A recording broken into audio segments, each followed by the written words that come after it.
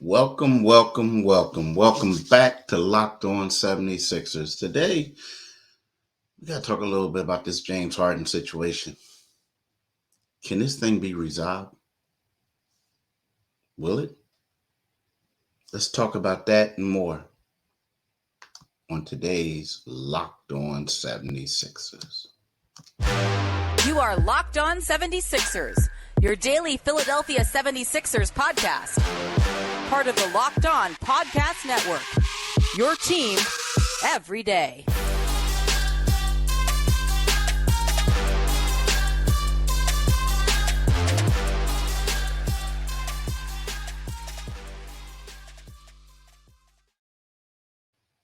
This episode is brought to you by FanDuel Sportsbook, official sportsbook of Locked On.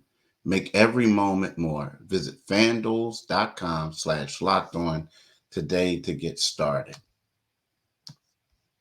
Thanks for making Locked On 76ers your first listen every day. We are free and available wherever you get your podcasts and on YouTube. Part of the Locked On Podcast Network, your team every day. Today, like I said, I want to talk to y'all about James Harden, the whole James Harden situation. It's one of those things where, you look at it, you look at this situation and you say, how in the world did they get to this? And secondly, how in the world is it going to be resolved? And can it be resolved? That's the main thing. Can it be resolved? And, I'm here to tell you, how did it get here?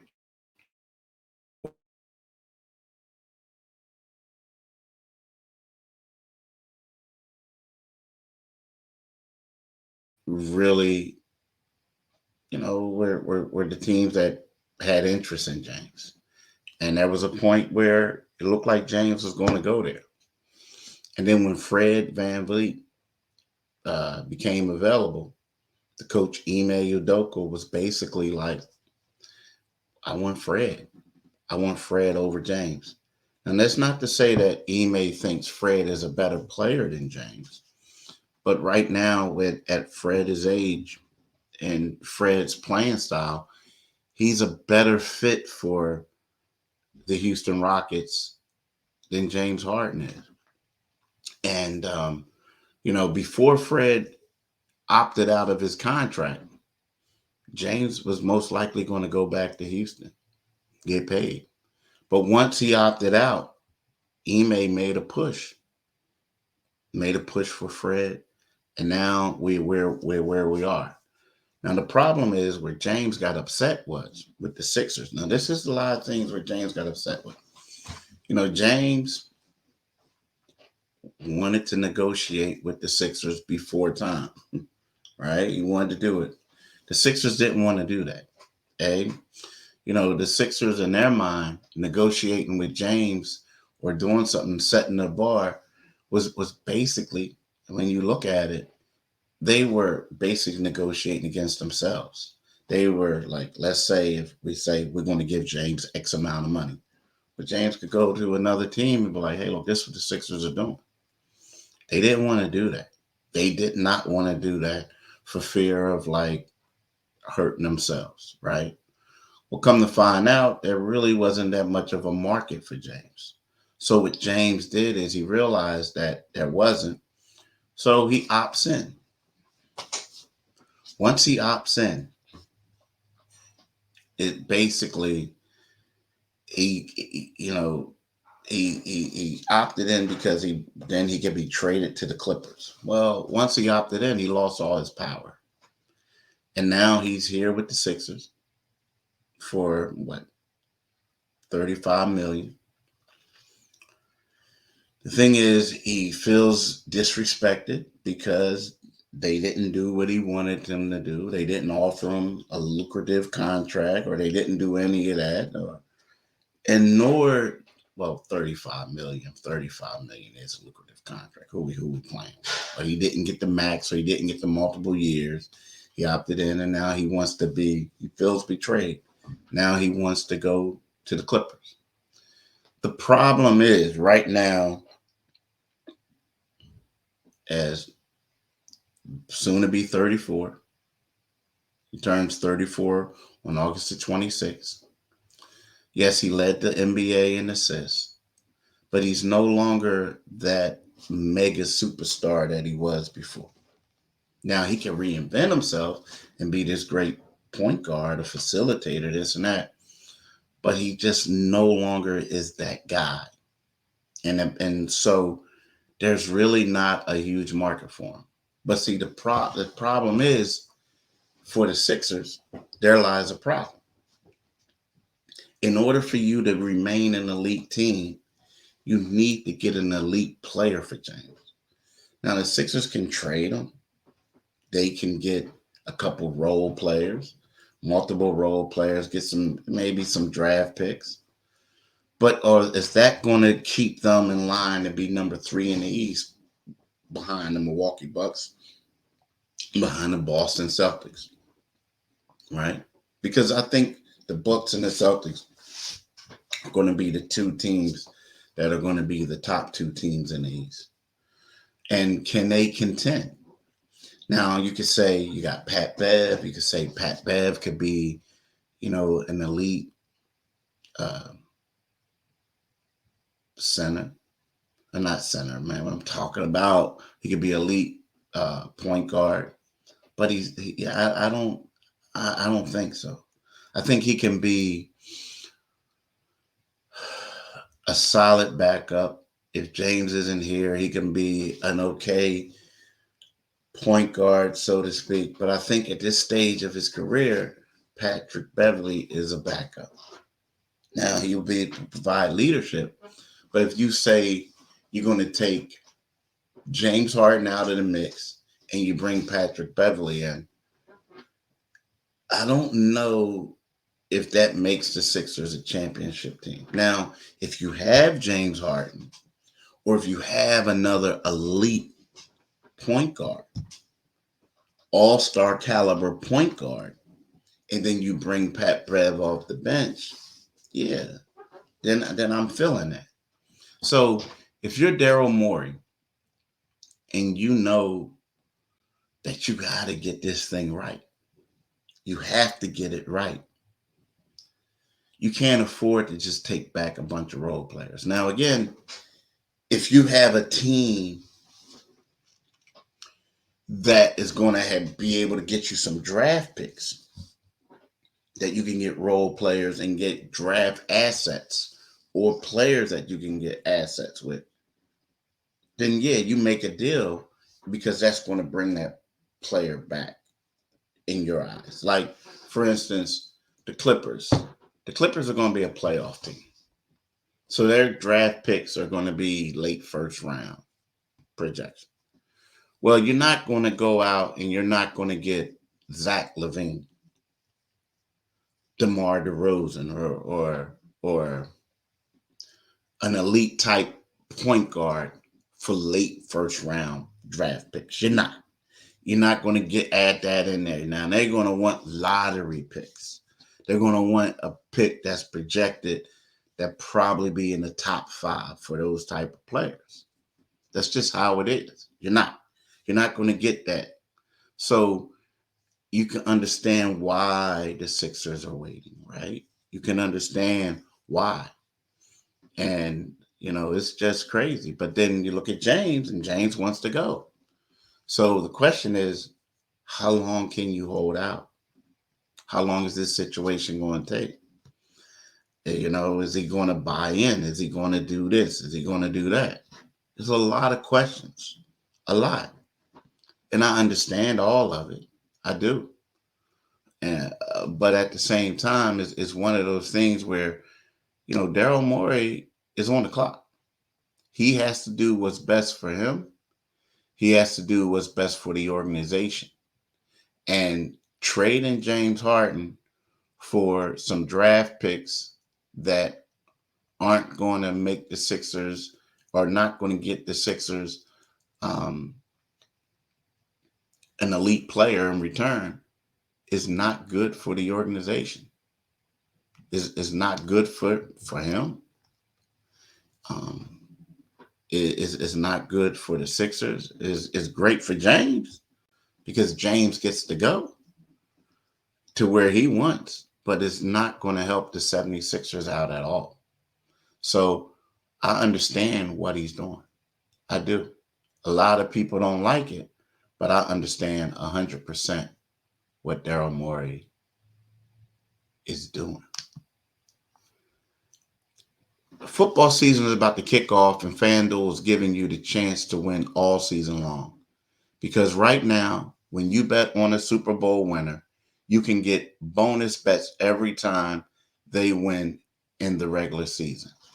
Just pick any team to win the Super Bowl, and you'll get bonus bets for every victory. You can use your bonus bets on spreads, player posts, over-unders, and more. So visit FanDuel.com/lockedon and start earning bonus bets with America's #1 sportsbook. That's FanDuel.com/lockedon. Take some time to visit FanDuel and include your money line props, except around your team. I'm telling you, do that today, people. Definitely do that today. You'll be happy that you did, and hold on. Thank you for making Locked On 76ers your first listen every day. We are free and available wherever you get your podcasts and on YouTube. Part of the Locked On Podcast Network, your team every day. I'm telling you, do it today, people. Definitely do it today. Now, the one thing that I want to talk to y'all also about is when we talk about this whole James Harden situation. Like, so you got these teams, and it's kind of tough, right? But then you say to yourself, like, how is this relationship going to mend? It's going to be able to mend. Now, we saw James at Michael Rubin's party talking to managing partner Josh Harris. They had a conversation. You see James talking to Joel Embiid, talking to Tobias Harris, hanging out with Michael Rubin, a former minority owner of the group, of the team. They all have relationships still, good relationships. But the question is can he and Daryl Morey, he and Daryl Morey have had a relationship since Daryl traded for him from Houston, from Oklahoma City to Houston, right? And James was in Houston. While in Houston, he was a 10-time All-Star. All those times, maybe right? Well, he's a 9-time All-Star there, and he made the All-Star team in Brooklyn, right? So phenomenal. And their relationship they were thicker than thieves, as they say, right? So now you look at it and you say, James doesn't want to be here at all. He doesn't. And you want to say to yourself, where it's like, if he doesn't want to be here, is it going to be the fat suit situation? Is it going to be disgruntled player situation? Is it going to be a lost season for the Sixers? Assuming they can't trade, right? I mean, it could happen. So you want to say, like, is this going to be something where, players are always upset. People get upset. But is it going to be something where you just say, hey, look, let me take it on the chin and go in there and do something good? The big question mark is, the hard part is, let's just say if James was a role player, or let's say if he was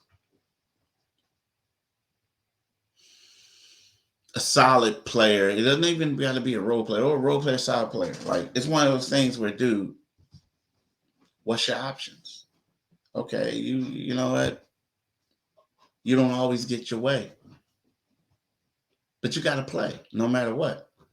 But when you're the superstar and you're used to getting your way, and the first time that someone says to you, like, nah, that can be a little hard to deal with. Because, let's face it, this is Joel Embiid's team. Just like it was James Harden's team a little bit, right? Houston was. Those type of players, they tend to get whatever they want. When they hire the coach, you're a consultant. Sometimes when trades go down, you're a consultant. Everything. So then all of a sudden, you've been this guy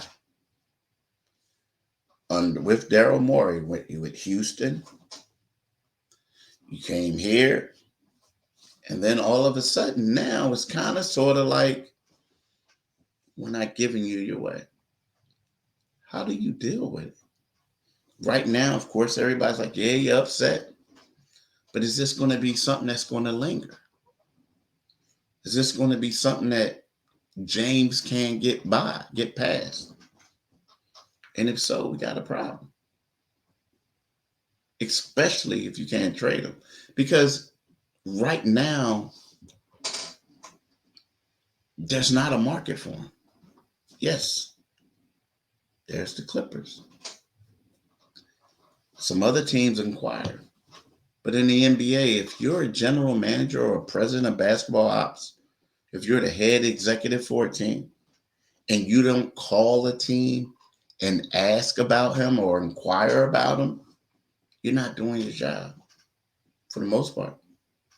Because who knows? You might get them for a bag of donuts. Teams will do it.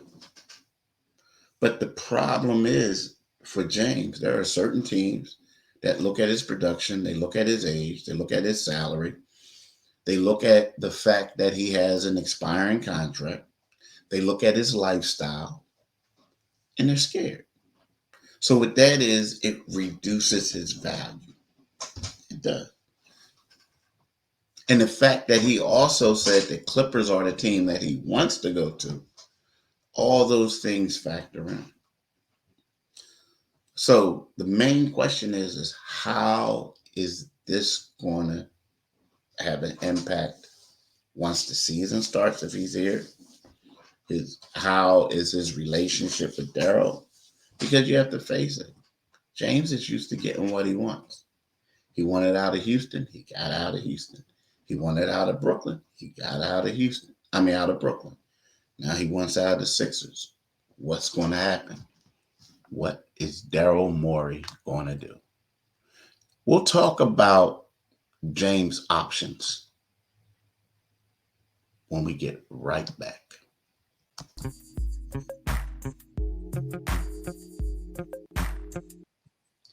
Now, I think personally, James' best option for him, if he can't get to the Clippers, I think let me take it back. I think his best option is going to the Clippers. I do. Right? For him. But if that doesn't happen, I think his second best option is to come in here with a great mindset. Look at it from the business side. Say, yeah, maybe I messed up by taking less money. Realize that, hey, when I say from the business side, there's always going to be a lot of rhetoric going out, right? About, did he agree to take less money with a promise that he was going to get more on the back end this season, right? Of course, the Sixers are going to say no, right? James, of course, probably say no. But there's a lot of people out there saying, yeah, right? So who knows? You don't know. James knows, Daryl knows, Josh Harris knows. But when we look at it where there's a market and there's not a market for James, for a quality team that he want to go to. The team that can offer him the most are the Sixers moving forward. Now, will he get $30-something million a year? Who knows? Is it unlikely? Talking about future, right? The way this money is going, he probably could from them. But what I'm trying to tell you is, since they have his rights, since there's a lot of other things, and since they're a team that's going to have more money available than most, and he could get the most money from the Sixers, come in with a great attitude, ball out, try to lead the league in assists again, be more consistent on your jumper, play as many games as you can, and next thing you know, it could lead to you getting paid in Philly. Because right now, there's not a lot of options. Like, you want to go to a rebuilding team, a struggling team? I mean, a contending team that you want to go to, they can't fit you on the book. They just can't. Nor will you have the role that you want. Right now, being a facilitating James Harden isn't a bad thing. I think James does that role very well.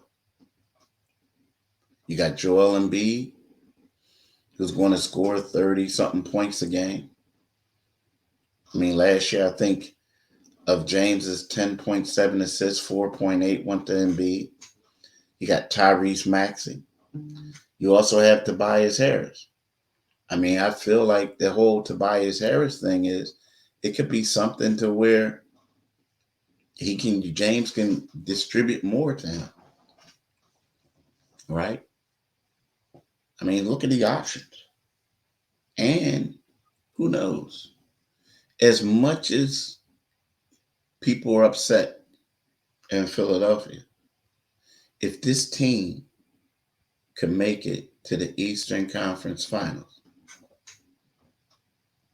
I think all that will be for naught if he buys in. So that's my spill. I think that's his best option if he doesn't go to the Clippers, doesn't get traded. I mean, especially long-term for him. So I want to thank y'all for listening and have a blessed day. Really. It was a great podcast. Hopefully I'll be back soon with my man D. Peace.